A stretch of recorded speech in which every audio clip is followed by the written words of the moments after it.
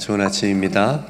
오늘은 잠언 37번째 말씀을 함께 나누겠습니다.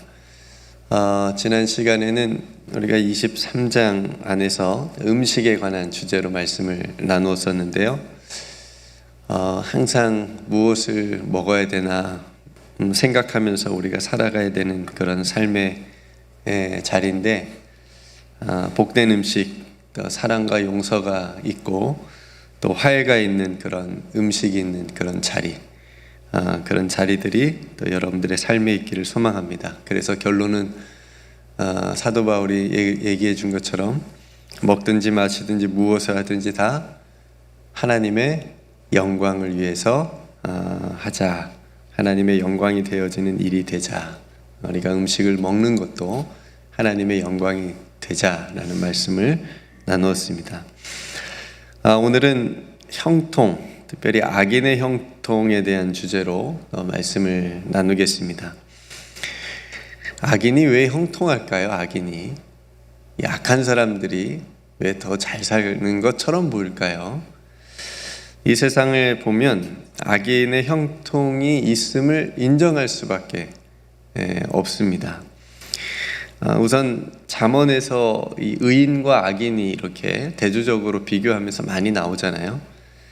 의인의 개념은 뭐냐면 하나님을 경외하는 게 의인입니다. 잠언에서. 그리고 하나님의 말씀을 따르고 또 정직하고, 잠언에서 정직이 굉장히 중요해요. 정직한 사람, 또 대의를 위하여 사는 사람, 그러니까 자신의 어떤 유익을 위해서 살지 않고 이익을 위해 살지 않고 대의를 위해서 사는 사람이라고 의인을 정의할 수 있습니다. 반면에 악인은 어떤 사람일까요? 반대로 하면 돼요. 하나님이 없다고 무시하고 그렇게 살아가는 사람, 굉장히 교만한 사람이죠. 그러니까 교만하고 또 자기밖에 모르고 또 그래서 이웃을 핍박을 하며 속이면서까지 자신의 유익을 위해서, 자신만의 유익을 위해서 이익을 추구하는 사람이 악인이라고 할 수가 있습니다. 그런 악인의 형통이 있다라고 한다면 반대로 의인이 당하는 고난이 있죠. 그렇죠? 악인이 형통하는 반면에 의인의 고난이 또 이 세상에 있는 것을 우리가 보게 됩니다. 멀리서 찾을 것도 없이 우리나라 역사만 봐도 의롭게 독립운동을 한 후손들을 보면 많은 분들이 생활보호 대상자로, 기초생활수급자로 살아가는 모습을 보게 됩니다. 목숨을 바쳐서 독립운동을 하느라 가족들을 잘 돌보지 못했어요. 대부분 20, 30대에 그렇게 독립운동을 했기 때문에 아이들도 다 어리더라고요.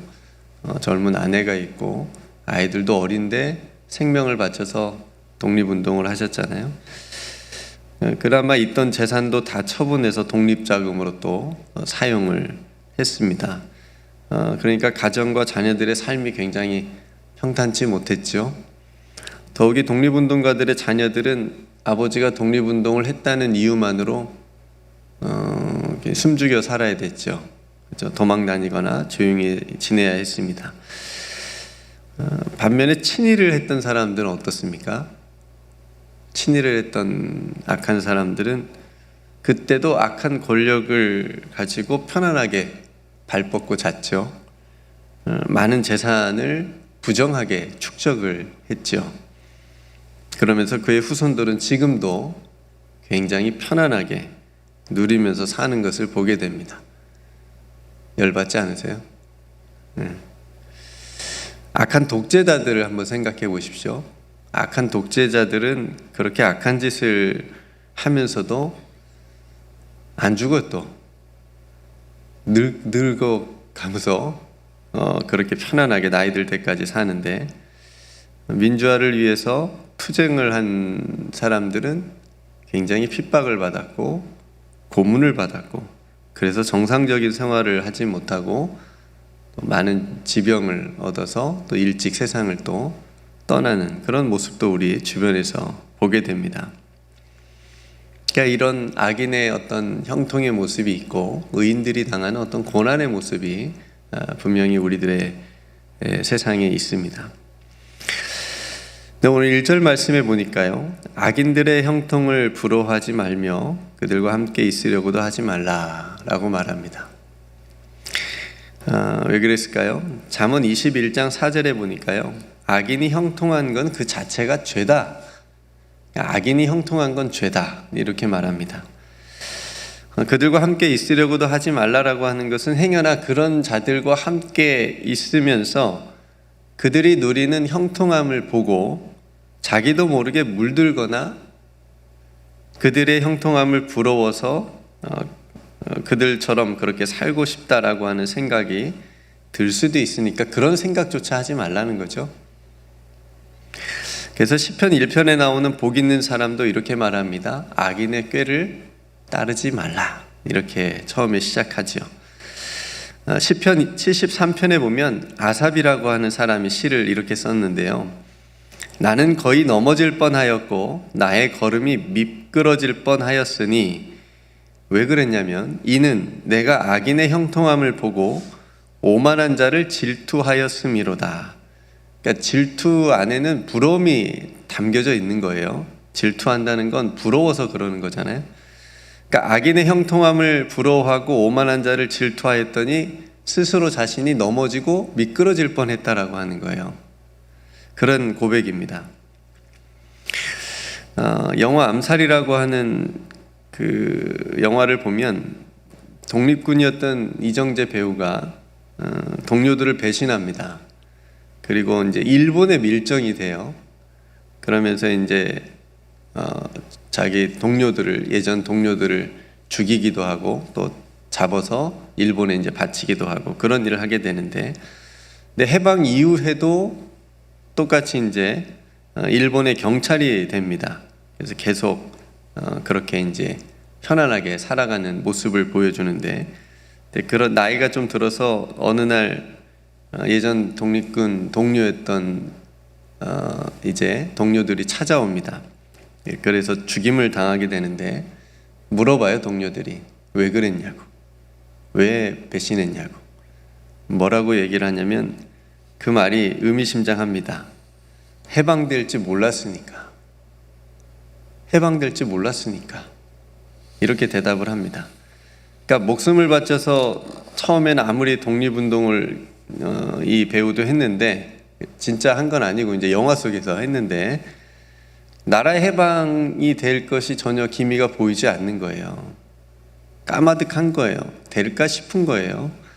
또 전혀 눈앞에 보이지 않고 오히려 나라를 침략한 일본이 더 잘 되고 더 형통한 것으로 보이니까 그걸 이제 따라간 거죠. 부러워한 거죠. 그래서 변절했던 겁니다. 성도 여러분, 신앙의 변절도 있지 않겠습니까? 신약 성경에 보면 데마라고 하는 사람이 나옵니다.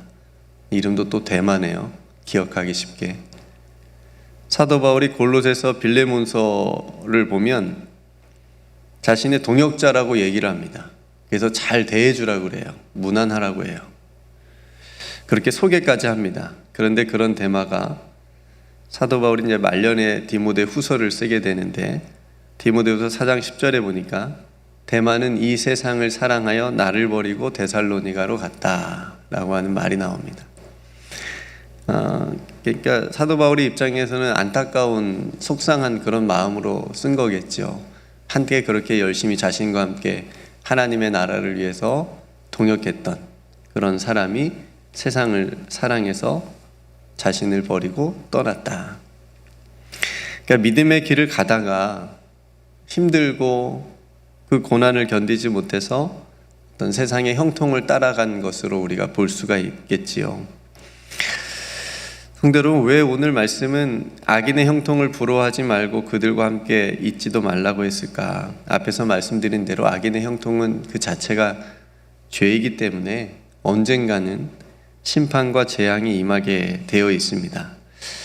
저는 악인의 형통을 부러워하는 마음은 전혀 생기지 않습니다. 알기 때문에. 이정재 배우는 해방될지 몰랐으니까 그렇게 했지만 저 알아요. 언젠가는 무너질 걸 알아요. 그게 헛되고 헛되다는 걸 알아요. 그러니까 전혀 부러운 마음은 없습니다. 근데 화가 나요.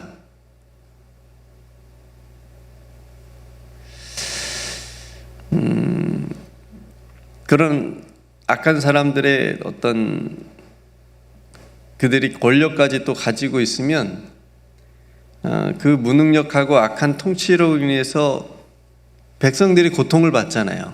그렇죠? 또 북한이나 다른 나라들의 여러분 독재나 어떤 부패나 부정의 많은 나라들을 보면 우리가 알 수 있잖아요. 얼마나 다 굶어 죽어갑니까? 화가 나요. 왜 의인들은 그렇게 고난을 받는데 악한 사람들은 오히려 잘 먹고 잘 사는가? 옳은 일을 하는 사람들은 억울한 일을 당하는데 악한 일을 하는 사람들은 권력까지 있어가지고 아무런 어떤 벌도 받지 않고 심판도 받지 않는 모습을 보면서 너무 막 마음에서 화가 나네요. 어떻게 하죠? 주일에 나눠주신 요나의 마음입니다. 막 화가 나요. 요나 입장에서는 막 성내고 싫어해서 막 화났다 그러잖아요. 요나 입장에서는 니느웨가 악한 자들이잖아요. 침략하고 자신들을 괴롭히고 다 뺏어가고. 그러니까 요나의 심판 메시지를 듣고 그런데 그 악한 자들이 뭐 했어요? 회개했어요. 그러니까 하나님이 심판하시겠다고 하는 그 뜻을 돌이켜서 재앙을 내리지 않으셨어요. 더 화가 나네 요나는. 그렇죠? 미운 마음의 요나가 하나님의 심판 메시지를 전하면서도 마음 한켠으로는 니느웨가 빨리 심판을 받아서 멸망당하기를 원했겠죠. 근데 자신의 바램대로 되지 않았잖아요. 그들이 회개하고 용서받으니까 요나가 막 화를 내잖아요. 성내잖아요. 그 악한 니느웨가 계속 편안하고 잘 살고 형통하게 생겼으니까 화가 날 마음도 하지 않겠어요? 그런 요나와 같은 저의 마음을 아시는 듯이 19절에 딱 내려가니까 이렇게 말씀하십니다. 너는 해강자들로 말미암아 분을 품지 말라. 이렇게 말씀하시네요. 그러시면서 20절에 대저 행악자는 장래가 없겠고 악인의 등불은 꺼지리라. 이렇게 말씀하십니다. 그러니까 장래가 없는 바람 같은 형통이고 반드시 꺼질 수밖에 없는 등불이 그들이다. 근데 그게 오래 가는 것 같아서 문제인 것 같아요. 그래서 화가 나는 것 같아요. 빨리 좀 어떻게 꺼져버리고 빨리 이렇게 장래가 없이 이렇게 하면 좋겠는데 이런 마음도 하나님 보시기에 그렇게 기뻐하시는 마음은 아니시죠. 오늘 본문에도 그런 내용이 있는데 어쨌든 성도 여러분, 오늘 말씀대로 악인의 형통을 부러워하지 말고 또 마음의 분을 품지 않도록 우리가 하나님께 기도하면 좋겠습니다. 악한 자들의 그 형통은 언젠가는 무너질 재앙이고 꺼질 등불이라고 하는 것을 우리가 기억합시다. 그러니까 우리가 해야 될 일은 뭐냐? 우리가 해야 될 일은 선으로 악을 이기는 거다. 선으로 악을 이기며 사는 것이다. 우리가 이 선으로 악을 이기는 일을 하면서도 넘어질 수 있어요. 그죠? 그리고 계란으로 바위를 치는 것 같을 수도 있습니다. 아무리 외쳐도 끔찍도 안 하는 것처럼 보일 수 있어요. 아무것도 변하지 않은 것처럼 보일 수 있어요.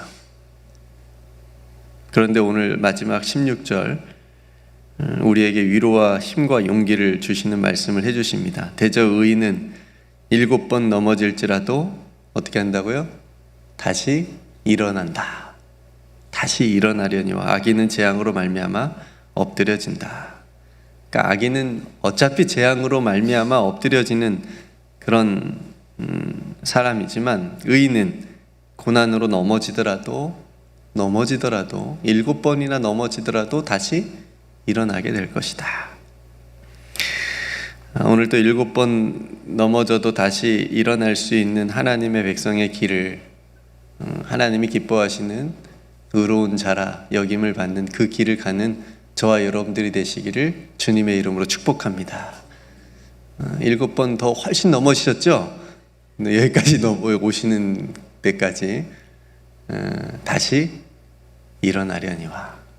날마다 우리를 일으켜 세워주시는 주님이 여러분들과 함께 계시니 그 예수 그리스도 안에서 우리가 악인의 형통을 부러워하면서 살지 않고 시냇가에 심은 나무와 같은 그런 형통함을 누리며 살아갈 수 있는 저와 여러분들의 삶이 되시기를 주님의 이름으로 축복합니다. 함께 기도하겠습니다. 오늘 말씀을 여러분들이 묵상하시고 여러분들은 그 말씀 가운데 또 하나님께서 주신 어떤 지혜를 가지고 또 오늘 하루도 살아가실 수 있기를 바랍니다. 여러분 각자 또 기도할 기도의 제목, 또 가정과 또 교회와 지금 이 순간에 또 전쟁하고 있는 그런 나라들을 위해서 기도하고 또 악한 자들의 형통함으로 인해서 고통받는 또 많은 사람들을 하나님 긍휼히 여겨달라고 또한 함께 기도했으면 좋겠습니다. 제가 먼저 기도하고 또 우리 함께 기도로 하루를 시작하겠습니다. 하나님, 우리가 살아가는 이 세상에는 악인들의 형통함이 있습니다. 그리고 의인들이 받는 고난도 있습니다. 악인의 형통함을 부러워하지 말고 또 그 행악자들로 인해서 분을 품지 말라라고 하는 말씀을 나누었습니다. 하나님의 말씀을 정말 실천하면서 행악자들은 장래가 없고 악인의 등불은 꺼진다라고 하는 말씀을 우리가 기억하면서 우리가 이 세상에 있는 모든 악을 하나님께서 우리에게 주신 선한 마음으로 잘 이겨내 나갈 수 있도록 우리를 붙들어 주시옵소서. 7번 넘어질지라도 다시 일어날 수 있는 의인의 삶을 오늘 또 힘있게 살아가게 해 주시옵시고 우리가 넘어져 있을 때마다 주님께서 우리를 일으켜 주시는 또 귀한 은혜를 또 경험하고 또 감사하며 살게 하여 주옵소서. 시냇가에 심은 나무와 같은 하나님 나라의 형통함이 우리 사랑하는 온 성도들 안에 오늘도 예수 그리스도 안에서 또 누리며 살아갈 수 있는 귀한 축복이 임하게 하여 주옵소서. 하나님, 아직도 악한 자들을 통해서 이루어지는 이 땅의 모든 전쟁들, 그 비극적인 일들이 당장 멈추어지게 하여 주옵소서. 또 독재자들의 폭력과 또 그들로 말미암아 고통받는 많은 사람들의 아픔을 아버지 하나님께서 긍휼히 여겨 주옵소서. 이를 위해서 우리가 늘 기억하고 기도하게 하여 주시옵소서. 우리 사랑하는 성도들이 하나님 앞에 또 기도하는 기도의 제목들도 있사오니 주님 들어주시고 응답하여 주옵소서. 사랑하는 가정들을 말씀으로 세워주시고 사랑하는 자녀들의 삶의 길을 하나님 믿음의 길을 걸어갈 수 있도록 열어 주옵소서. 우리 가운데 오늘도 함께하여 주신 것을 감사드리며 사랑이 많으신 예수님의 이름으로 간절히 기도드리옵나이다. 아멘.